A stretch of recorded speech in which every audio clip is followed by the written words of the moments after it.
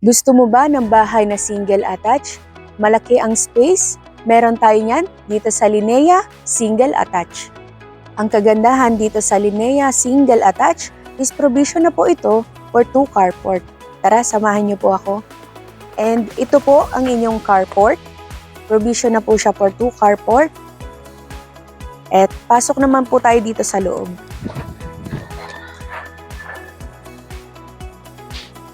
Ang turnover po natin dito is bare finish. Kayo na po ang magpapaayos dito sa atin sa Linea. Pero ang kagandahan po pag bare finish is kayo yung masusunod sa paint ng inyong walls and sa inyo rin pong tiles. Ganito po siya kalaki yung ating pong Linea. So ito po yung inyong living room and dito rin po ang inyong dining room and dito naman po yung kitchen. So ito po yung ating pong countertop. Makikita nyo po mamaya sa model house kung ano po yung magandang ipagawa po dito sa ating pong countertop.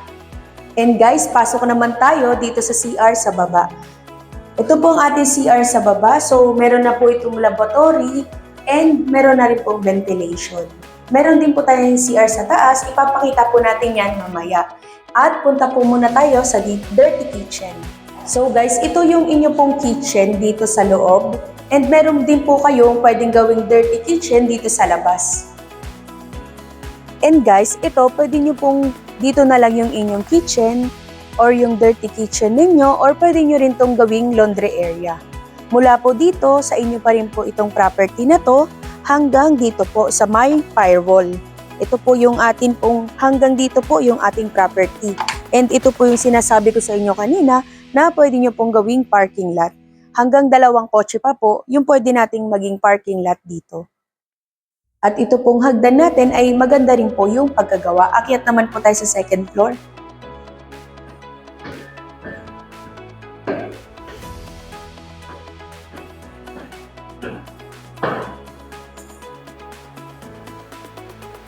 Pagdating naman po natin dito sa second floor is 3 rooms po yung pwede po nating ipagawa dito. Nakaredy naman na po lahat yung inyo pong mga wirings and yung socket po.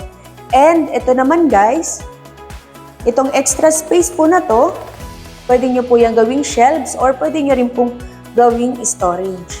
At ito naman po yung inyong CR dito sa taas. Ganito po siya kaluwag. Ayan, so ito po yung inyong CR dito sa taas. May ventilation na rin po tayo para sa ating CR. Hanggang 3 rooms po yung pwede nating ipagawa dito sa atin sa Linea. And guys, kung mapapansin nyo is malalaki din po yung bintana natin. So, maganda po siya na source of light din po. At guys, ipapakita ko naman po yung model sa inyo para magkaroon kayo ng idea kung ano yung pwede nyong ipagawa sa loob ng inyong bahay. Tara! And guys, ito yung sinasabi ko sa inyo na floor plan na kasya po yung 2 kotse. Ayan guys, provision na rin po siya for 3 bedroom and 2 na po yung ating toilet and bath. Tara, samahan niyo po ako sa model house. Dito po sa model house, ganito po yung kanilang ginawa. So kapag lilipat na po kayo guys, pwede po kayong maglagay ng tanim ng halaman para maganda po yung inyong front. And guys, ito po, appreciate po natin si Linea Single Attached. So ito po yung atin pong model house and ito rin po yung exterior design po ni Linea. Tara guys, pasok tayo sa model house. And guys, ito na po yung model house ni Linea. Ganito po kaganda at kaaliwalas kapag po meron na pong paint yung walls, yung atin pong Linea at meron na rin pong tiles at maganda rin po yung ceiling, yung pagkagawa po nila. So, mas maganda pa po yan. Alam ko po marami pa po kayong idea na pwede nyo pong ipaayos sa ating ceiling. And guys, ito po yung kanilang CR. So, basically po, ang kulang lang po natin dun sa model house is yung paint lang po ng walls ng CR. So guys, complete fixtures na rin po siya. Meron na pong lavatory, meron na rin po itong shower head. And guys, punta naman po tayo dito sa ating countertop. Ito pong ating countertop, ganito po yung pwede nyong ipaayos sa inyong countertop. And guys, ito po, pwede nyo po siyang palagyan ng cabinet at meron din pong kitchen sa loob. At samahan nyo po ako sa labas.